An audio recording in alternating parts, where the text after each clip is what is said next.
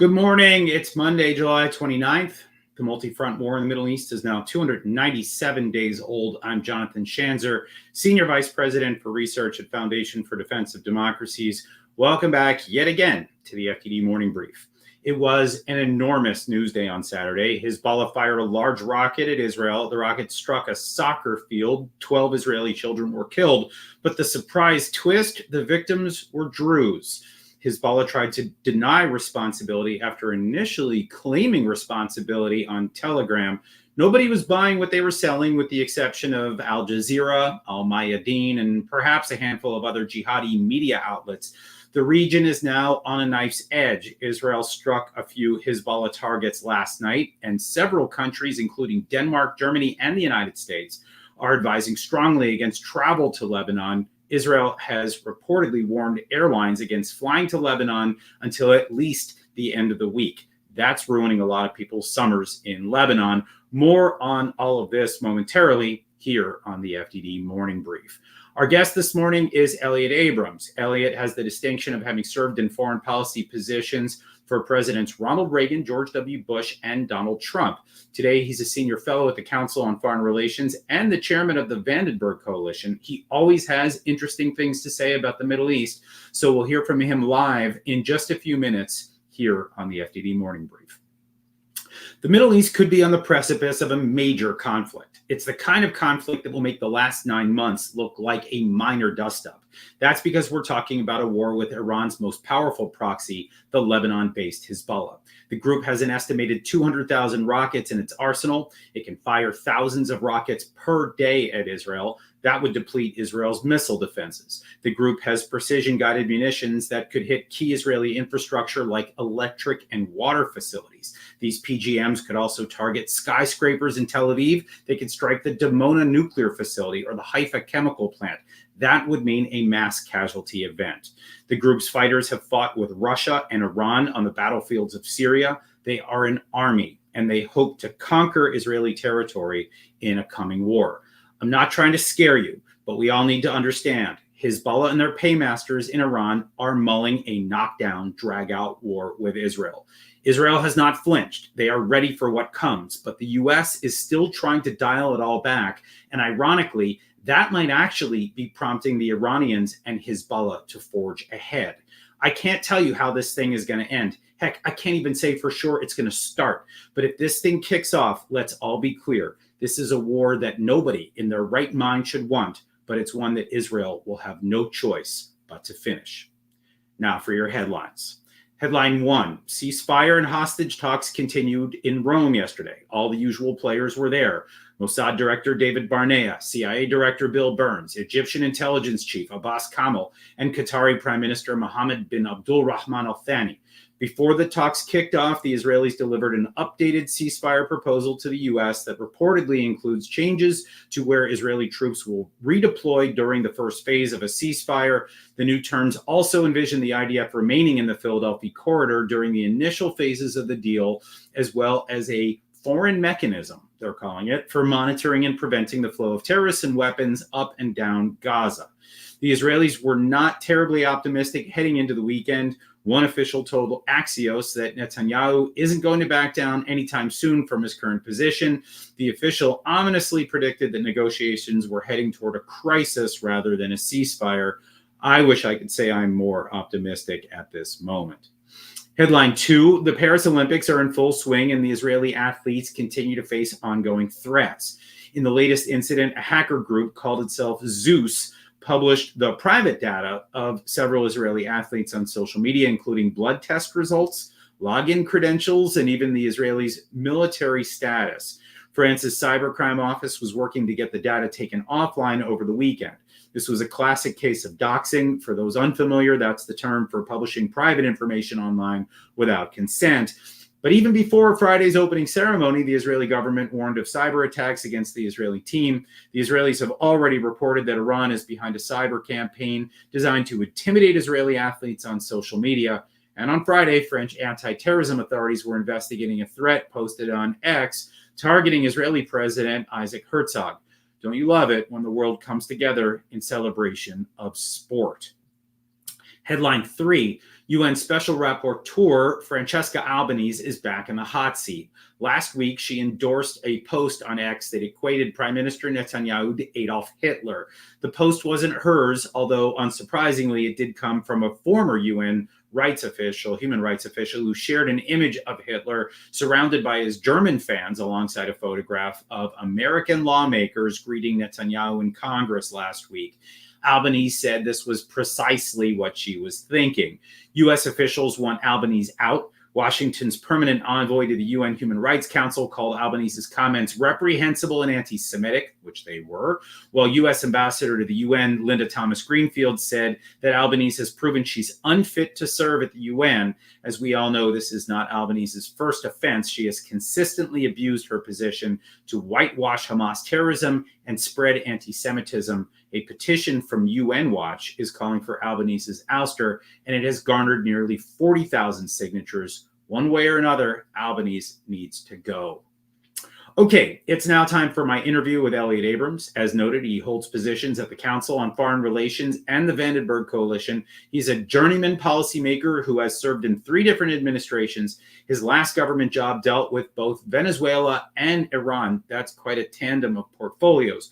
But the one before that gave him a front seat to the topsy-turvy world of Middle East wars and diplomacy. And that's what we plan on discussing mostly here with him right now on the FDD Morning Brief. Welcome to the FDD Morning Brief, Elliott Abrams. Good morning, Jonathan. Good to be here. Great to have you. Okay, so first, let's talk about what's happening in the North. Are we on the precipice of a major war? Well, we're certainly on the precipice. That doesn't mean we're going to fall into it. I think over the past year, since October, both Iran and Israel have seemed to want to avoid falling into a major war. Part of the problem has been that every time Hezbollah attacks, the reaction of the West, and most importantly the United States, is to try to pull Israel back. Rather than saying that Hezbollah must stop, rather than acting in ways that are likely to get Hezbollah to stop. Now Israel's really in a corner. They have got to respond to this vicious and bloody attack. I would still say they do not want a major war. So the question for Israel is, how far did they go in Lebanon in hitting Hezbollah? Yeah, I tend to agree. I do, and I really agree with you on this notion that, the U.S. continues to restrain Israel while kind of ignoring what's going on from Hezbollah, Iran, and all these Shiite militias. Is this, how does the administration right now tweak its foreign policy? We've got chaos in the White House right now. There's no question about it, right? We've got a lame duck president who is now being overshadowed by his vice president who has zero foreign policy experience. And the messaging right now is muddled. If there was one thing that you would advise this White House to say or do in order to try to bring things back to a place where we won't have a catastrophic war, right? We could prevent that somehow. What would you say they should do? Well, this will sound bellicose, but a 2-word answer would be threaten Iran. That is, it's a difficult moment because we are in whatever it is, 6 months now, where the president's a lame duck. And he is a lame duck because he has looked so feeble and so weak. Iran does not want any kind of conflict with the United States. I think that if the Biden administration, if the president were saying publicly and or passing messages privately to Iran saying that if there's a war between Israel and Hezbollah, you in Iran will regret it, and Hezbollah will emerge from it crushed and unable to serve you in Iran as you wish them to serve you as a kind of deterrent and second strike capability against Israel. Those kinds of threats against Iran have traditionally not led to war. Rather, the Iranians, who are not crazy, have backed off. This happened after President Reagan sank half their navy in 1988. It happened after the U.S. invasion of Iraq under George W. Bush. It happened after the killing of Soleimani. When the United States shows strength, the Iranians pull back. when we seem to be terrified of escalation, not in the mode of protecting our allies, not wanting Iran to be scared of escalation, but when we are terrified, and that is the way we've looked in the last couple of years, that's a formula for Iran and Hezbollah taking more and more chances. That's how you risk war. I note, by the way, that in each of the successful examples that you cite, you happen to work in those administrations. Maybe there's no coincidence there. Let me ask you a follow-up here, and that is this question. Some people believe that if a war breaks out in the north, that we could see a wider war waged by multiple Iranian proxies and Iran itself. Is that a real risk in your estimation right now? Is that Iran's strategy? Yeah, I don't think Iran itself will get involved because it does not want Israel to attack it. The formula that has worked so well for Iran is to have the proxies in Iraq, in Syria, in Yemen most recently, attack. And I think you would see every one of those proxies used by Iran. I think the direct attack is something that they can do. They've done it once, but they will run scared of doing that. They'll wonder what the Israelis have up their sleeve. A. B. What about us? I mean, the message from the United States to Iran should be, if you get involved in this, we are likely to get involved in this, and you will regret it. Again, this administration, the Biden administration, has for 3.5 years shown fear of escalation. It is Iran who should, as they have traditionally done, show fear of escalation. We've got to reverse that. I tend to agree. All right, I want to shift gears for a second. I want to talk about the ceasefire talks. We're hearing that we may have hit a brick wall yet again. Should these talks continue, in your estimation? I mean, obviously, we all want to see the American hostages returned home. We want to see the Israeli hostages returned home. But, I mean, this does seem like the definition of insanity. We keep doing the same thing over and over again. We keep watching the same result, which has been failure after failure. I tend to wonder whether we should be working with the Egyptians, who have shown themselves to be duplicitous throughout this process. I certainly question whether we should be working with the Qataris, who are, of course, financiers and patrons of Hamas. Are we going about this the wrong way, or should we continue down this road? That, pardon me, that is a difficult question. But my answer is, let the Israelis lead in this negotiation. Let them decide what's the balance between Qatar and Egypt. And yes, I think the negotiations should continue, and we all hope that they will succeed. But what is more likely to make them succeed or fail? The answer, I think, lies partly in Jerusalem, but partly in Washington.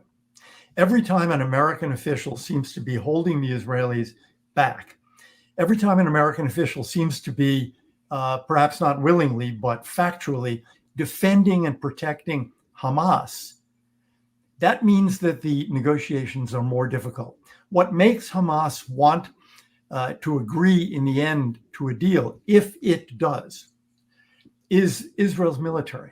In other words, the harder Hamas gets hit, the more likely it is that there will be a deal. So when the Americans pull Israel back from punishing Hamas, we make a deal less likely.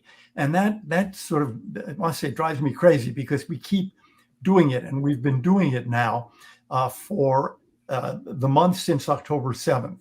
It's a very foolish and damaging position, but we keep seeing it happening. We've seen it even in the last couple of weeks from Washington.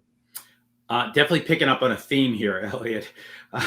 Right? The messaging just seems to be backward, and that does seem to be emboldening the Iranian axis. I think that is the theme of today's show. All right. I want to ask you about Netanyahu's speech the other day in Washington. We saw some members of Congress, Nancy Pelosi notably, pan that speech. Others said it was the most powerful speech they've ever seen. I tend to fall somewhere in the middle, as I think usually do. But, I mean, point blank, did Netanyahu accomplish anything by coming to Washington and delivering that speech? I know he was, he just broke a record, and I'm sure he's proud of that. But did he do anything for Israel?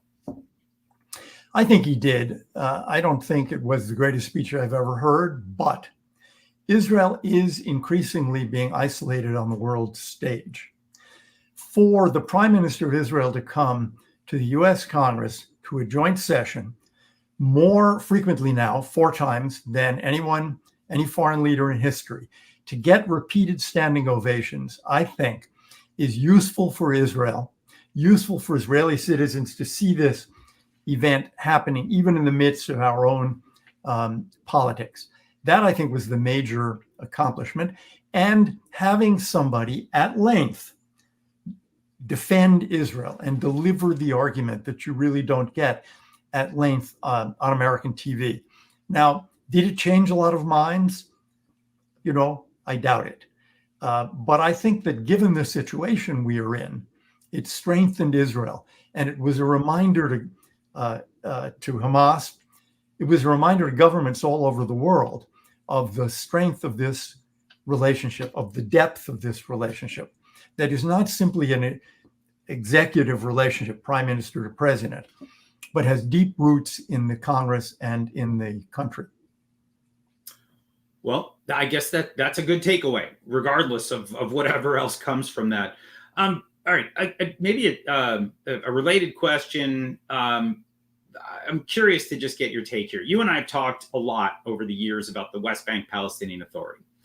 Lately, there's been a lot of talk about strengthening the Palestinian Authority and installing it in Gaza when this war is over. But as you and I know, this is a deeply corrupt government. This is a dysfunctional government. What are we to make of all of this noise about reviving or strengthening or broadening the Palestinian Authority's mandate? Well, everyone is looking for some kind of Palestinian, the word is really authority, some kind of Palestinian government with which we could work, with which Israel could work for peace and for improvement of the situation of Palestinians. Everyone wants that. First of all, the Israelis want that. You won't get it by, quote, strengthening or, quote, revitalizing this Palestinian Authority because it's so completely incompetent and corrupt. And the best example of that is the so-called reform that took place this year, the replacement of the former prime minister by Mohammed Mustafa, the current prime minister. Mohammed Mustafa has been a byword for corruption for 20 years. Everyone has understood who Mohammed Mustafa is. So this is a move by President Abbas of the Palestinian Authority against reform, to avoid reform. It should have been blocked by the United States. It is a sign that either we're not paying attention or we don't know what we're doing, or I guess you could say a third option, we have so little influence nowadays that we were unable to say to Abbas, no, get a real reformer.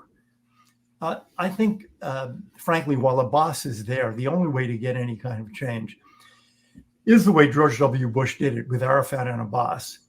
Be very tough, insist, push, demand, be willing to cut off. And this administration is not willing to play a strong hand and strong arm hand. And that's the only way you're going to get any real change, if change is possible. I agree. Mohammed Mustafa, for those that are not aware, was the head of the Palestine Investment Fund. I think actually he still is, and that has been a slush fund for Mahmoud Abbas and his cronies. That is the patronage system that keeps the money flowing throughout the most corrupt people in the Palestinian Authority. Elliott, last question for you real quick. You have covered Venezuela in your past life. Curious, we don't talk about Venezuela here much on the FDD Morning Brief. We've been pretty focused on the Middle East, but what can you tell us real quick about what's going on there? What should we be aware of? Yesterday, they had a presidential election. It was clearly won by the opposition candidate. The election is being stolen by Nicolas Maduro, the pro-Cuban, pro-Russian dictator. The outcome, I'm afraid to say, if there is no uprising in Venezuela, the outcome is going to be another wave of migration to the neighboring countries and to the U.S. by Venezuelans who had a little bit of hope in this election. But if the election is stolen, as it looks like today, you are going to see millions more Venezuelans leave the country. What a shame. Country with immense resources and just watching it continue down that downward spiral. All right, we're going to leave it there. Thank you, Elliott Abrams, for joining us live today on the FDD Morning Brief. My pleasure. Okay, here's what FDD has on tap for you today. The power trio from FDD Center on Military and Political Power, Cam McMillan, Ryan Brobst, and Brad Bowman, have analyzed the recent joint patrol of Russian and Chinese strategic bombers near Alaska. On Wednesday, the two U.S. adversaries conducted a combined military exercise highlighting China and Russia's commitment to strengthening their military alliance and underscoring their capability to pose a significant threat to American security. Scary stuff. That piece is well worth checking out.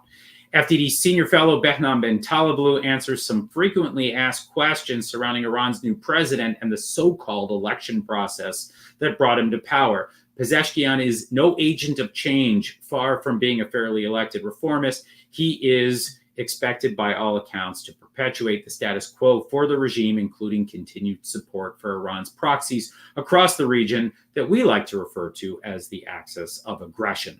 And finally, FDD's Tzvi Khan is out with a piece in the Toronto Sun calling out the hypocrisy of Canadian Prime Minister Justin Trudeau, who vowed steadfast support for the people of Israel following the October 7th massacre, and he's now cravenly calling for an immediate ceasefire in Gaza. Trudeau cannot have his cake and eat it too. He should support Israel's efforts to defeat Hamas once and for all. That's the way that Tzvi writes it, and that's the way that he says this thing ends with enduring quiet. All right, that'll do it for today. Read our expert analysis on our website, fdd.org. Read our quick takes on X at FDD, and support our work with a tax-deductible donation at fdd.org/invest. Tune in Wednesday for another riveting episode of the FDD Morning Brief featuring author and social media guru Aviva Klumpus. It should be another good conversation. Until then, I'm Jonathan Schanzer, signing off for FDD.